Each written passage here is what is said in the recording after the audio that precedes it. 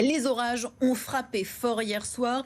C'était le déluge en Seine-et-Marne. 4755 éclairs recensés et des averses tout aussi impressionnantes provoquant des inondations. Le département est en vigilance orange crue ce matin. On y retrouve tout de suite Clémence Renard en direct. Salut Clémence, tu es du côté de la Ferté-Gaucher où certaines rues sont pratiquement recouvertes d'eau et les logements aussi des habitants ont été touchés.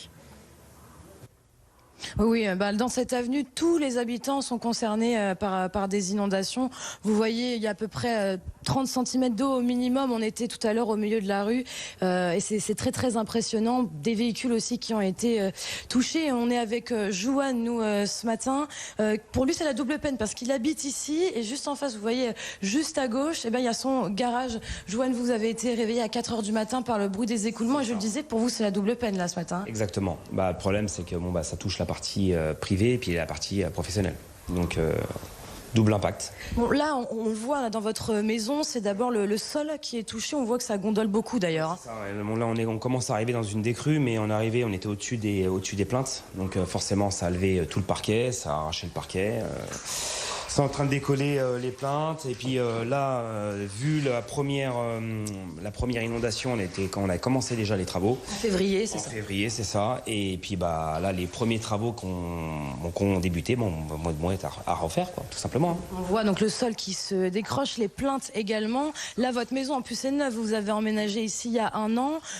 Vous aviez donc fait des travaux après les inondations de février. Là, vous repartez à zéro. Ça vous a coûté en plus des dizaines de milliers d'euros, ces travaux. Exactement, ouais. La première, déjà sur la première inondation, il y avait une estimation aux alentours des 40 à 50 000 euros. Et puis là, sur la deuxième, vu que c'est pire, forcément, ça va, je pense, doubler. Voilà. Ce processus avec les assurances n'est même pas terminé. Comment vous vous sentez, vous, de devoir vivre cette situation une deuxième fois et vous disiez c'est encore pire qu'en février? Compliqué, parce que là, il y a aussi la partie habitation qui est touchée, mais c'est aussi la partie pro. Du coup, je suis bloqué. Il va falloir voir comment ça se passe au niveau des assurances, au niveau de la perte d'exploitation, au niveau de tout ça. On va voir. Donc là, en attendant, qu'est-ce que vous faites? Vous attendez la décrue? On attend la décrue, on va retirer le plus gros, appeler une société de nettoyage et puis on recommence. Bon. Voilà. Bon courage à vous. Merci. En tout cas, merci beaucoup d'avoir été avec nous. Voilà, vous l'avez entendu, le désarroi des habitants. Je vous le disais, des dizaines de personnes sont concernées rien que dans cette rue. On a vu également des habitants qui ont perdu leurs véhicules, des véhicules qui étaient garés à l'extérieur, avec ce grand morin qui a débordé, des véhicules, des habitations touchées, des garages, des commerces. Vous l'entendez ici, quasiment tous les habitants sont concernés ici à la Ferté-Gaucher.